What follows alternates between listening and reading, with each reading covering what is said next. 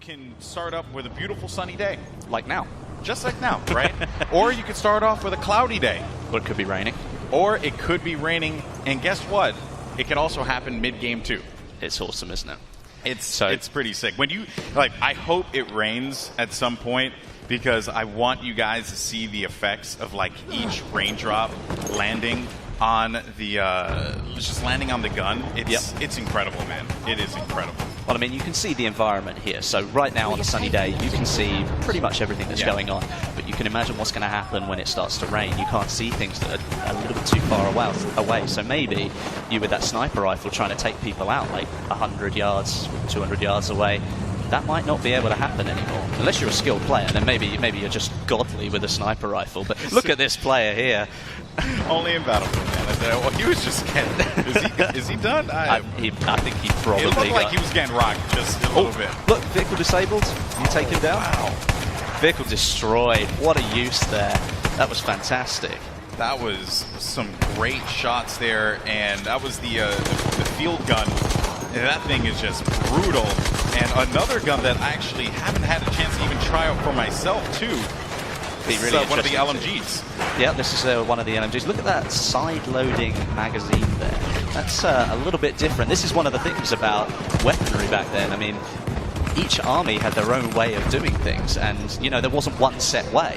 So you can see it in the tanks. You can see the German tank is very different to the British tank, and that's exactly the same with the weaponry. I mean, they may have thought this might be a good idea.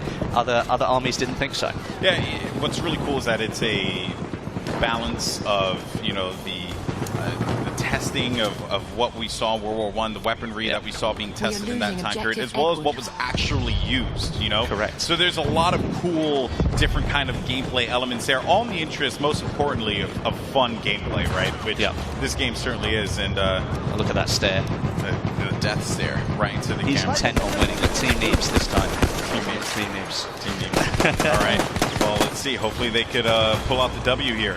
Well, obviously we've seen a lot of weapons here so far. We've seen gadgets and things, but maybe people don't know all the weapons that are on offer. So, first of all, you've got semi-automatic rifles. You've also got SMGs, LMGs, shotguns, sniper rifles, and you've got some pistols in there as well. So there's a full set of weaponry, just like you'd expect from a Battlefield game. Yeah, we were talking about it before just a little bit. The gadgets, you're going to see anti-vehicle grenades for the assault, trip mines for the support, as well as ammo bags for the support. Correct. You're also going to see the medic bag and the revived syringe, which you may have caught a couple times in some of the videos for the medic position.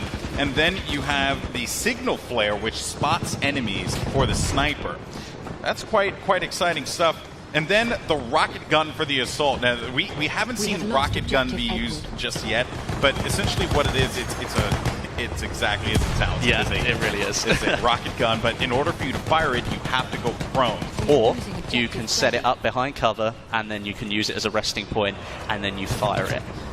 It really does have some extreme power behind it as well. So if you can use it effectively, you've got the opportunity to do some serious damage. And then the last thing I want to talk about are the anti-vehicle rounds from the sniper. And I actually had a chance to use these earlier when we were setting up the gameplay arena. And well, you can, as it says, you can do damage to vehicles with your sniper rifle, but you have to sacrifice your weapon, really, because you change and you move from firing normal rounds into using something that is purely designed to take down vehicles. Now, obviously, it's nowhere near as effective as the anti-tank grenade, but you've still got the opportunity as the scout class to just honing in on a gunfight there, but you have the opportunity to maybe help your team take down a vehicle. You could take it down if it had a little health left, but you still feel like you've actually got a chance in that fight between you, just one infantry player, and a massive tank. And I have to say, man, X Factor has been so impressive. He's been a one-man army going for the tanks, going for the close-range gameplay, even playing some range. And just look at the way that he is absolutely lighting up the other team. They are approaching him from all angles, and he is holding it down. I believe this is his teammate as well. No, that was not. That was evidenced by that there. So that was Doom 49 coming in hot with that pick. Good stuff by Doom there. Yeah, definitely. I mean, look at all the concentration here.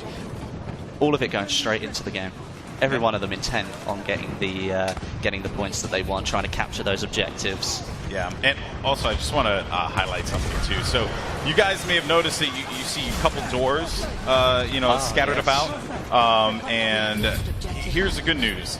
There's this really cool and a good revive there. Nice. Fantastic. Good Nice work, to see. good work. That was going to be Matt there with that revive. So I just want to note one of the coolest things that they added in Battlefield 1 is the charge through a door. So you close the door, you think to yourself, man, I have security. I feel good, Westy.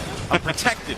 No, you are not protected, my friend, because I can charge right through that door and say, here's Johnny. It's awesome. I love it. You don't have to stop at the door anymore, which is actually a limitation of some of the older games where you had to wait for the pop-up to come up, and then you could open the door again. You could, of course, blow the door off and then not have that option, but now you've got literally just charge straight through it, full speed, and you don't have to slow down, and the enemy doesn't have that chance to get away anymore. Great shots there. A little bit of a bombing run. Oh, nice. Not bad, not bad. And again, they have so many great players here, from guys who come from the Battlefield community, popular content creators, and of course our celebrities that are here playing today. So you're seeing just a diverse mix of skill here. But what's really cool and always impresses me is air gameplay, man. Because I can't control a plane to save my life. It is like the saddest thing. Someone watched my stream. I remember one time I hopped into a jet, and then the jet blew up the second I got inside of the jet. I don't even know what I did. I have no idea. I did it. I said I committed. I took myself up. Wesley, please. I don't know what to do here, man. Well, looking at this, I mean, we were looking actually at a semi-automatic rifle there, and you have to load every single bullet. So, you've got to be really careful. If an enemy's sort of hanging around, maybe you don't want to fully load all of those bullets, and maybe you want to switch to your sidearm. Might be a little bit more helpful in that situation. Yeah, and the sidearms, too, they have a lot of kick to them as yeah, well. Definitely. In previous Battlefields, I would be able to whip out the sidearm and get some reasonable shots at a distance. This time around, though, not the same thing. That gun has a lot of kick to it, as do a lot of the weapons in this game. They have a lot of kick.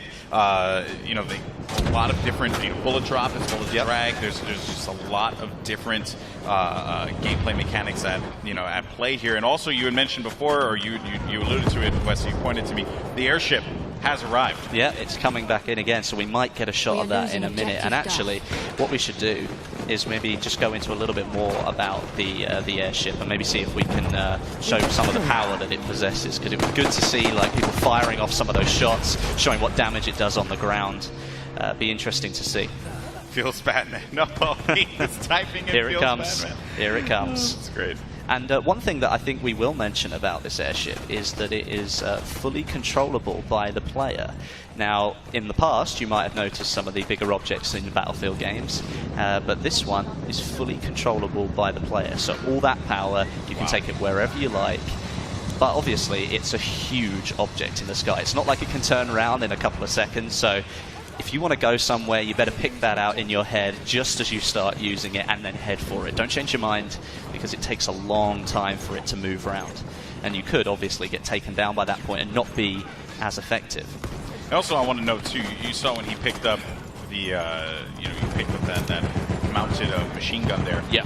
Visibility, right? A lot of these weapons, even when you talk about the airship, right, and what it's able to do, what it's not able to do, it's still a behemoth, right? But at that time, right, visibility was very limited. It was all about protecting yourself. So you'd see shielding all over the place. Yeah. Even some of the armor that you would see back then, because they actually wore full armor in World War I. Yep. It was insane, right? Especially with the weaponry that was at play at the time. But it was just the concept of running around with just full-blown armor. And even for those mounted machine guns, you see just the visibility, the lack of visibility that you have. It's a trade-off for such a powerful weapon. Correct. I mean, that's something that you will know all the way through Battlefield 1. I mean, even looking at it here, you can see this tank's just pushing its way on through, but there are certain areas where you're like, right, well, I've got to try and get this tank out of a tiny little gap that I've got myself stuck in. It can't turn very quickly, it can't move very quickly, so you really need to be ready for the situation. You've got to learn how things really work. Like the semi-automatic rifles, for example, once you fired all those shots, you've got to individually reload, where an SMG might be better because you just pull out the magazine and pop another one in, away you go. So there's all these different, sort of intricate little things here that will come into play. And I think that because it's still the Battlefield game that you know, but it's just a little bit different, and it's a little bit, I think it feels better. It's guys, I'm not even kidding. This game is like, look at this. nuts. You see the top-mounted magazine there getting right in the way, like what you were saying. It's like people thought that was the best way to do things. We'll get it top-loaded so it's easier to fit a new magazine in. Oh, well, it's right in the middle of my face. So, no, it's just one of those things. Yeah. Now, of course, we have just an update to the score there. It seems like the German Empire is doing a really good job continuing to rack up points. We have just under, I believe, like 3 minutes or 4 minutes for this game before it concludes. And a great run here with the plane. Does a substantial amount of damage there, coming back in for another run. And there's a lot of things that we can cover about this game. You're even seeing it here, actually, when X Factor was looking at it.